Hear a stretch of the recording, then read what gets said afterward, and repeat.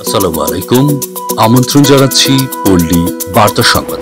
দৈনিক নবচেতনা পত্রিকার নিজস্ব কার্যালয়ে উদযাপিত হল পত্রিকার ৩৩তম প্রতিষ্ঠাবার্ষিকী। সোমবার বিকেল ৪ ঘটিকায় পত্রিকাটির কার্যালয়ে প্রতিষ্ঠাবার্ষিকী অনুষ্ঠিত হয়। অনুষ্ঠানে উপস্থিত ছিলেন দৈনিক অগ্রসর পত্রিকার সম্পাদক মোস্তফা চৌধুরী, বাংলার ডাক পত্রিকার সম্পাদক মনোয়ার হোসেন, বিশিষ্ট আইনজীবী স্বরাজ চ্যাটার্জি, ঢাকা প্রেস ক্লাবের সাধারণ সম্পাদক মোহাম্মদ দেলোয়ার হোসেন, সার্ক চলচ্চিত্র সাংবাদিক ফোরামের সভাপতি ও দৈনিক নবচেতনা নির্বাহী সম্পাদক রেদওয়ান খন্দকার, বঙ্গবন্ধু স্মৃতি ফাউন্ডেশনের সাধারণ সম্পাদক শাহ আলম সুরমা, বিশিষ্ট কলামিস্ট দৈনিক নবচেতনার মফস্বল সম্পাদক মোহাম্মদ আতিকুর রহমান সহ বিভিন্ন পত্রিকার সম্পাদকবৃন্দ।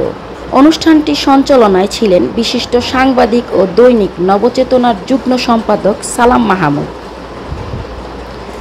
সভাপতিত্ব করেন দৈনিক নবচেতনার সম্পাদক ও প্রকাশক লায়ন মোহাম্মদ সাখাওয়াত হোসেন।